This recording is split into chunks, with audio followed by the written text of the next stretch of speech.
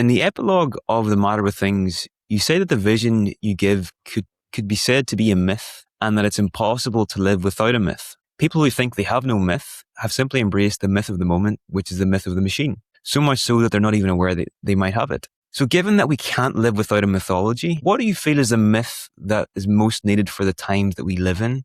And what myth were you trying to transmit through writing your book? Well, those are interestingly two different questions, because I think my answer to the first would have to be, to jump right in with both feet, would have to be the primary mythos of the West, which is that of Christianity. I think it is quite simply the richest, most redolent, most resonant myth that I've ever encountered. And I use the word myth, of course, without any implication that it be false or true. Because as I say, we all have our mythologies. Nobody has no mythology. If they do, they're just reductive materialists. So it is hugely important, very deep mythos. But I didn't write The Matter with Things, still less The Master and His Emissary, with a view to promoting a Christian worldview. I knew at the outset I was probably going to end The Matter with Things with a chapter called The Sense of the Sacred.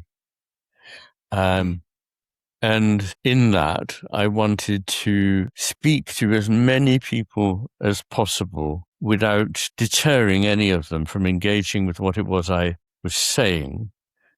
They might be deterred by a feeling of an exclusive interest in promoting, as it were, a certain religious view. And I didn't want to be doing that. In fact, quite apart from the fact that it would be off-putting, I'm not sure that I'm a very good person to, quote, promote a Christian worldview at all. I feel that it is one of those things that comes to one unbidden and certainly uncompelled. And it was only quite recently that I discovered that C.S. Lewis, who's a man I admire very greatly for his extraordinary intellectual and imaginative reach, called himself, I think, the most reluctant Christian, or the most reluctant Christian convert.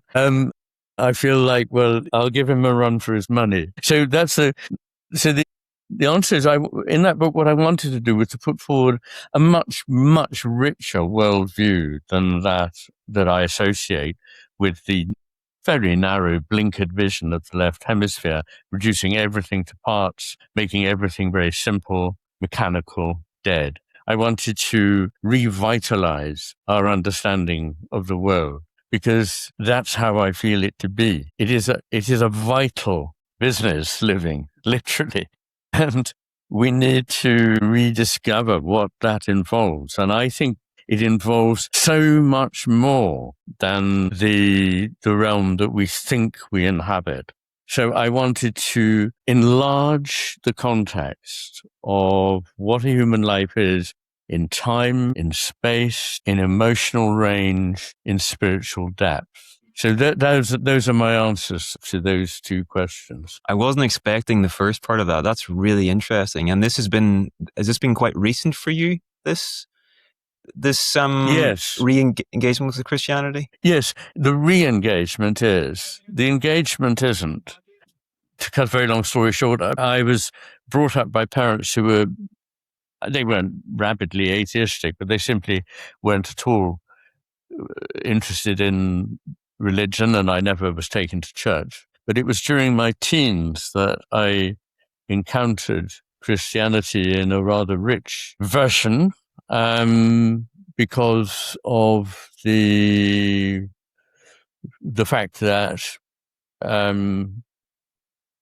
where I was at school, there was a medieval chapel. It's a medieval foundation, monastic foundation.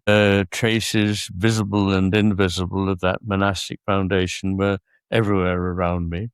And so I was suddenly introduced to the complexity and beauty of the Christian myth and of its expression in art, in particular in music, in liturgy, and so on. So it became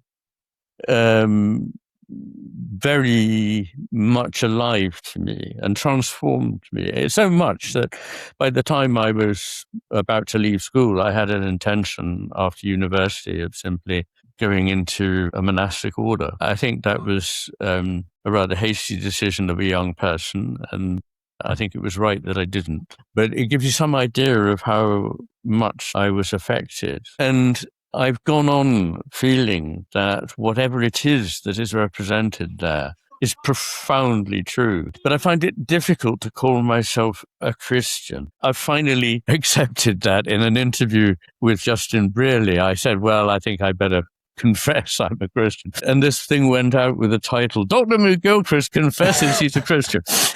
I seen it. I watched it. Yeah, okay.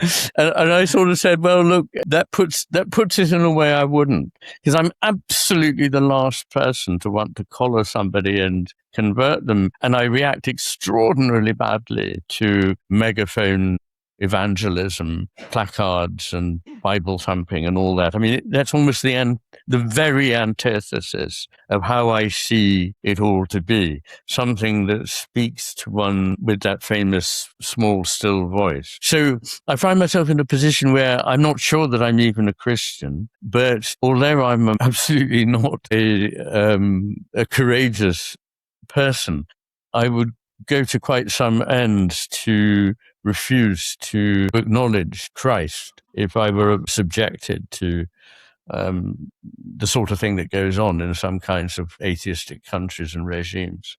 I couldn't deny him. Yeah, thanks for sharing that. I've heard you quote Meister Eckhart elsewhere, a Christian medieval mystic. Yes. And the line is something along the lines of, too many people are concerned with what they do and not enough about who they are. You know, this way of being in the world. And yes. It would be fair to say that this parallels with your views on Christianity. It's more about a way of being than a dogmatic left hemisphere belief system. Very much so, yes. And just as an aside, I've found Meister Eckhart a consistent source of wonder and insight throughout my life. He's extraordinarily rich. He's not the only Christian mystic, nor the only mystic, because I draw strength very much from Eastern traditions, particularly Taoism and Buddhism, but also other traditions. So the mystical in religion has always struck me as profound and moving and right.